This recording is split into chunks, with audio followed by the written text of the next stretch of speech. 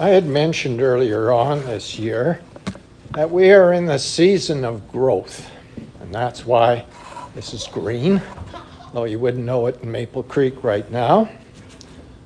So I've chosen this Sunday to, rather than give you one of those inspirational messages, to give you an educational message.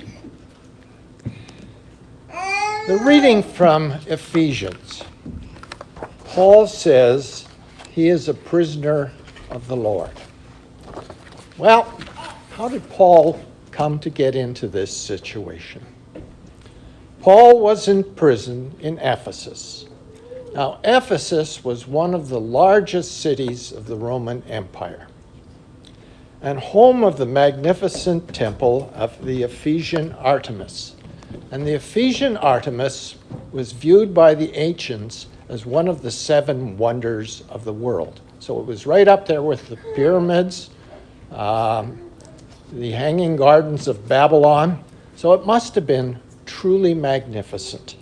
And there was a great, huge amphitheater there, and that'll come into play a little bit later. It was at that time the proud host of the imperial cult.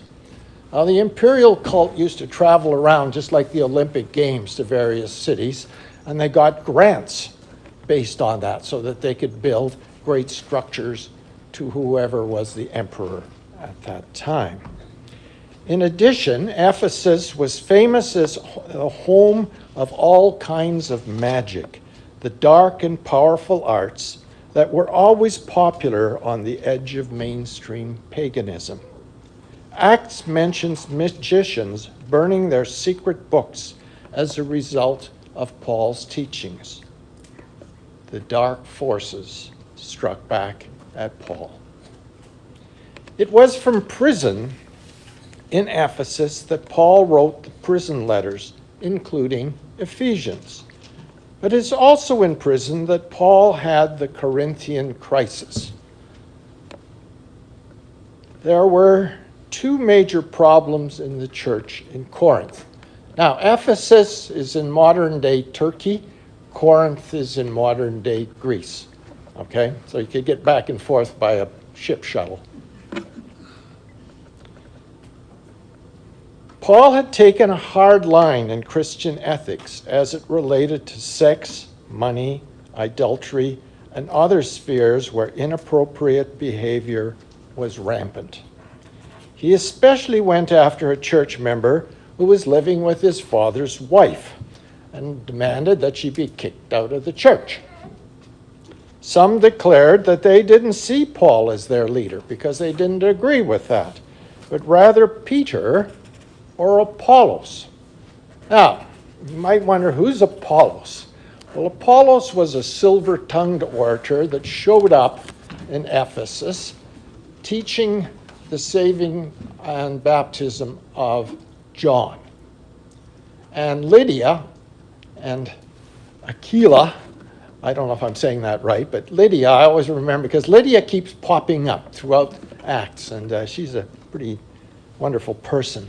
Take him aside and teach him about the saving grace of Jesus Christ. And he then becomes a preacher for Jesus Christ and is very, very successful. Okay, he's one of those sort of big day evangelist type people. Peter, as we know, had gotten into a row with Paul over changing the rules of Christianity.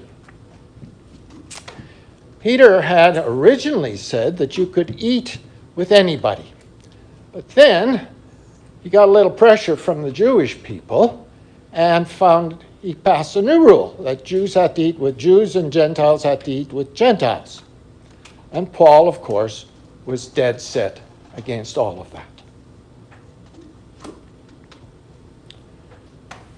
that. In effect, they were abandoning Paul as the leader of their church.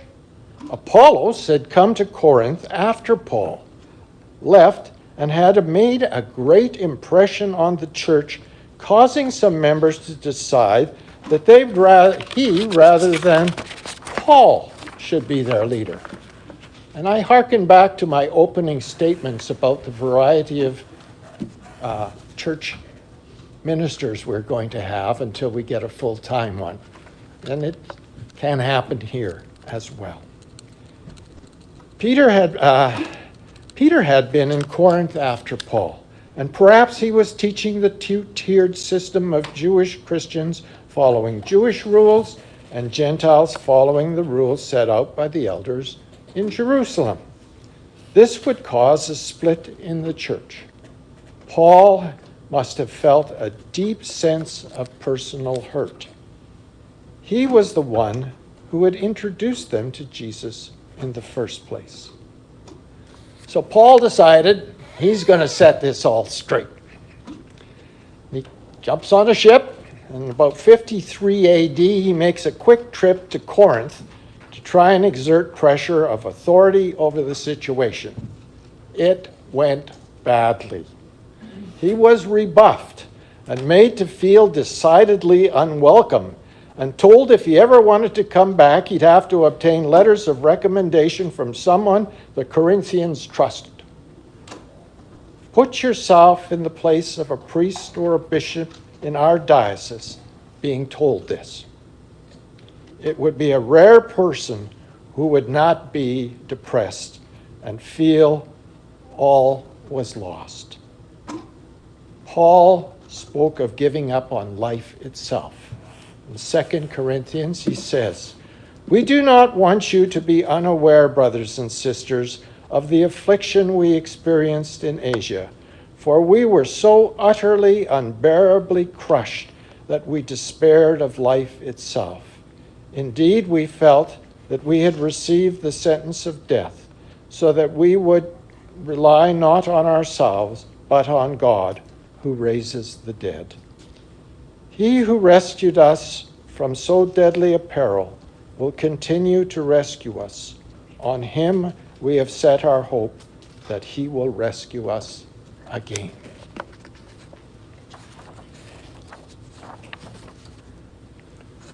Well, Paul ended up back in Ephesus. And he started his ministry all over again. And there were some followers of Paul had gone out to the villages surrounding Ephesus, and they were being very successful. So Paul, having been kicked out of Corinth, at least was a winner in Ephesus. But resistance started to grow, especially because Paul insisted in teaching in the synagogue. And at a certain point, the elders of the synagogue got upset with him and ordered that he receive 40 lashes. Now, they only gave him 39 because they were afraid they might have counted wrong. There was a talk of this Messiah cult where men and women met behind closed doors and talked about a new kind of love and ate someone's body and drank their blood. But you can see how that could be misconstrued. But it wasn't a religious problem so much as an economic problem. Paul's teaching of one God was cutting into the silversmith's business of making images of the goddess Artemis. A crowd of some 60,000, can you imagine a football stadium, gathers in an amphitheater chanting, "Great is Ephesian Artemis." And I guess if you say it in Greek, it really has a punchy sound. Paul wants to go in and straighten them up, because it's like he's done everywhere else. And his followers say, no, Paul, this is not a good idea. And they hold him back. And some other poor fellow goes in and gets beat up. And then they realize he's a Jew. And then they started to pick on the Jews. So it fell completely apart until one of the leaders of the city came in and settled it down. Had all his work been for nothing? Is the message of Jesus Christ's saving grace to forever remain a small, specialized option? And you've got to think this man has been through terrible trials to get to this point. Sometime after this, Paul ends up in prison. Now, Luke, in the book of Acts, doesn't mention this section. Now, maybe it wasn't up enough. I'm not sure. But from Paul's letter, the author that I'm dealing with, and he is one of the utmost scholars on the writing of Paul, and I'm reading Paul's biography. N.T. Wright, or Tom Wright, is the people that know him. I'm not one of them. I'd like to call him. He suggests that either the silversmiths, the Jews, and Paul alludes to some Christian followers who betrayed him, are responsible, and maybe all of them are responsible. But whatever the case is, Paul ends up in jail, where he's probably beaten. And jails in those days were not nice places. They weren't places of punishment. They were holding pens until you came to trial. Now, after the trial, you were usually punished, which left you dead, or you were set free. But it was up to your friends to look after you when you were in jail. Up to this point, Paul had sang hymns and so on. There had been an earthquake. He'd been freed. There was no earthquake. Paul was stuck in jail. And this is where Paul reaches his low point. We would call him clinically depressed. At the reading in Corinthians, Paul is no longer in charge. They were dark times. This is when Paul said this was to make him trust in God who raises the dead.